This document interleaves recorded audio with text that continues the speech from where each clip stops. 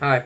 Uh, I can see that my the M16 video that I did for Airsoft is fairly popular, and people are asking questions about it.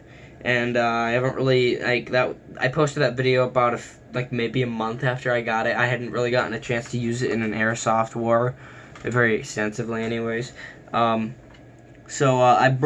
bringing you a review, right, or not a review, an update on the gun, to tell you that it is honestly one of the best guns that I've owned. I think the best gun that I've owned. I about a few months ago, before this whole Corona shit hit, I would go over to my friend's house fairly frequently, like probably like at least 3 times a month, and we'd play Airsoft, and this was my go-to gun. Though the mags are fairly small, you can see like this is a mid cap. I addressed that in the other video about a year ago. And the high cap version of this is only 190 rounds. That's not a lot, but I had 3 of them, and I still do have 3 of them.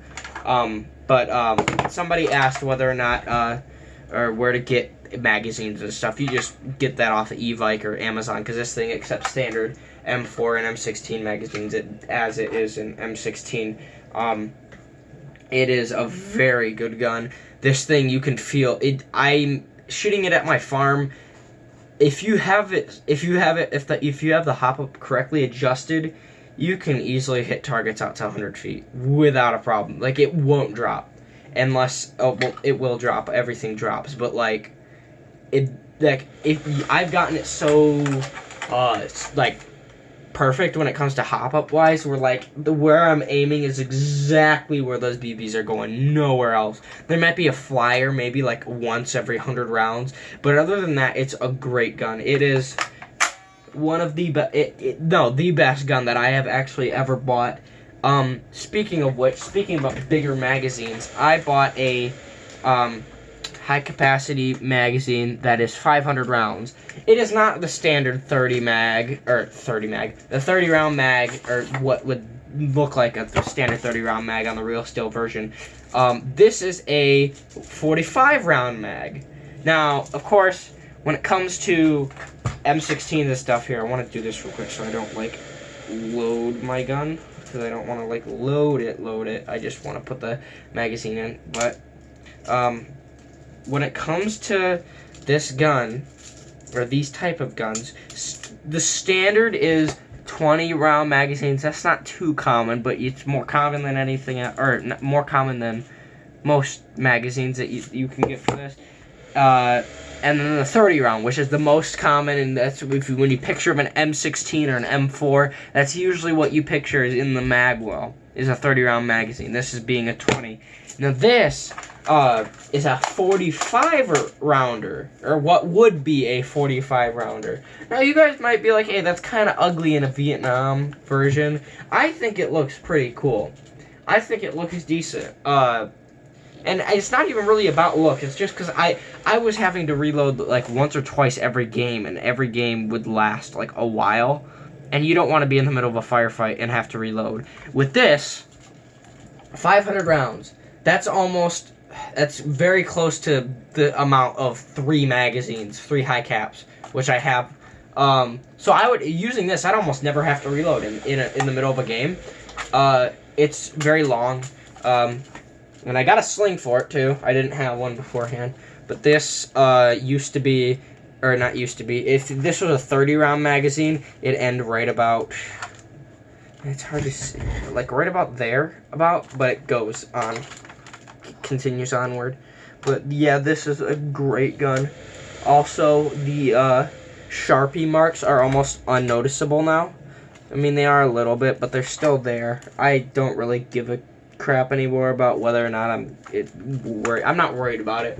At this point, I'm not trying to keep it in pristine condition. If it gets banged up and stuff during a game, which it has actually a little bit on the handguard right here, you can't really see it because it's shitty lighting, but there are a few nicks and stuff on the gun, but it's whatever. Also, where I was playing Airsoft with this gun, it was a fairly woodsy setting, woodsy terrain. Meaning we were moving through bushes and stuff. So it was almost like real Vietnam. Even though you can't really get jungles in Michigan, the closest you can get is like a forest. That's about it.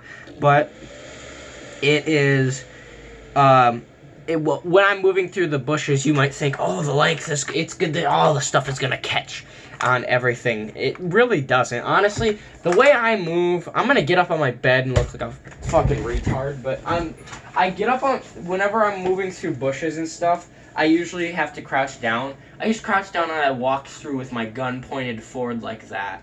If you're holding it up like this, it's gonna catch on stuff. If you're holding it forward like that, just kind of moving through, it really doesn't catch. It's actually a pretty decent gun. It is, I measured it, it is about 38 inches, I think, in length. I think. I'm pretty sure. Somewhere in that range. It is a long gun. But it is, honestly, this is almost like an electric sniper rifle because it shoots at like 420 FPS, which is pretty damn high. And it's got a metal gearbox, which also helps, meaning that if this thing's going to last quite a while. It is a definite recommend buy. This is the older version of this gun, but I've heard the newer version isn't as accurate. Because I think I don't know if it's the same model or not, but there's a guy who reviews it, and he said, like, on full auto, it's literally just, like, a massive, it's almost like a shotgun instead of an actual rifle.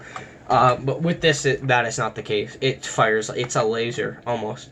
And it goes out past 100 feet easily. I've hit people, like, okay, so where I was playing, it's almost like, it's flat, but in one corner of the field that was filled with bushes and trees that we were playing in, it's higher up, and almost about in the middle, the enemy team was sitting there, and I was up on that higher hill with my teammates, and I was able to hit one guy that was down there about 150 feet away. He was fairly far away, and I was able to hit him. I had to angle it slightly, but if he is directly in front of the barrel, all I had to do was angle it about that much, and I hit him.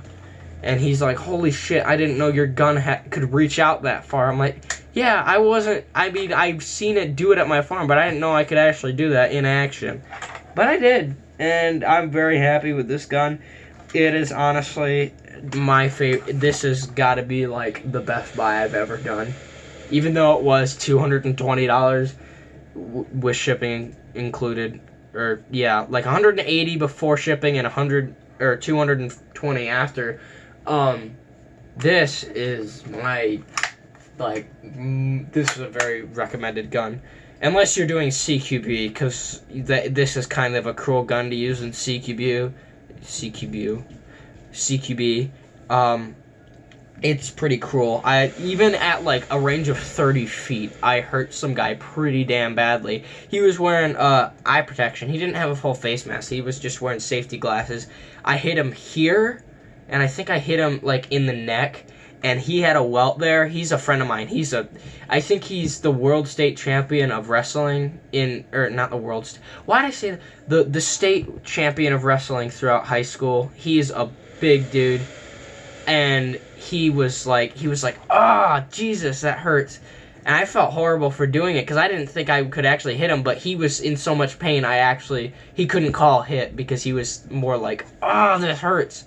But, yeah, I wouldn't recommend this at close range. I mean, if they're wearing a heavy jacket, like I have like 3 or 4 leather jackets that I wear. I have one right there, my finger's on it. That's one that I wear. There's one underneath this gray coat.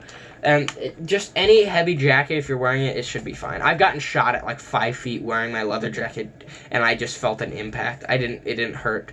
But that's what I recommend you do, unless it's super hot out. But then again, it's like an airsoft BB. It's gonna hurt for like 20 minutes, and then it's gone. At least it's not like paintball that'll welt up on your skin. How far are we in the video? Oh, 9:32. 9 minutes, 32 seconds. I'm gonna wrap this up. This is a good gun. Buy it if you can. Even for a kid that didn't have a job at the time. I do have a job now. McDonald's. I cook burgers.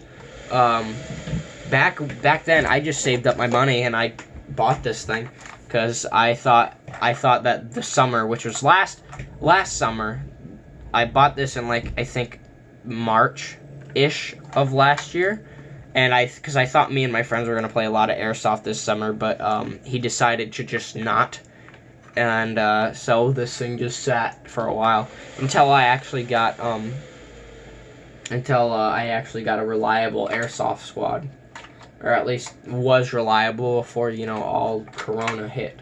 But this is a really good gun. It's not customizable. You don't got Picatinny rails. You don't have foregrips. You don't have any of that crap. But honestly, just the accuracy of it makes up for it. Because if you adjust it for its iron sights, it's perfect. And it's even for me. I'm not the strongest dude in the world. If anything, I'm not strong at all because I just sit on my computer all day most of the time.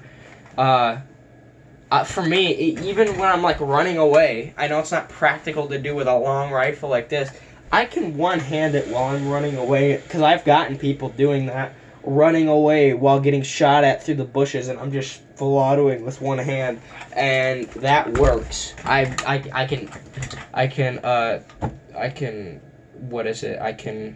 don't know, vouch for it.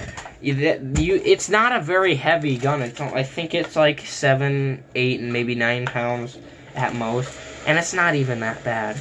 Honestly, this is a really good gun. I know I've said that like 20 times, but I can't stress this enough. It's a really good gun. I recommend you get it. It's great. For, I don't know, the price. This almost feels like a pro gun, even though I know it's not, because it's not like it's all made of. It's not metal for sure. It's like all this whole receiver part is not metal except for no, not even the bolt is metal, but of course the spring's metal. You kind of have to have a metal spring. You can't have a plastic spring really. But most of this gun is plastic, and yet it runs like a pro gun. It's very durable. I haven't had really any problems with it. If I bump it or something, it doesn't really have a problem. I recommend you guys get this gun if you can afford it, and I see that a lot if you really want to. I really recommend you guys try it. It's a really good investment. Oh yeah, also, you remember how I said that you can't put sights on it? That is a lie. You can put, I forgot what it's called, but I know they used them back in Vietnam. This kind of a screw-on sight. There's a little hole in there, and you can put on a screw-on sight if you want. But I'm honestly going to stick with iron sights because that's what I like best. See ya.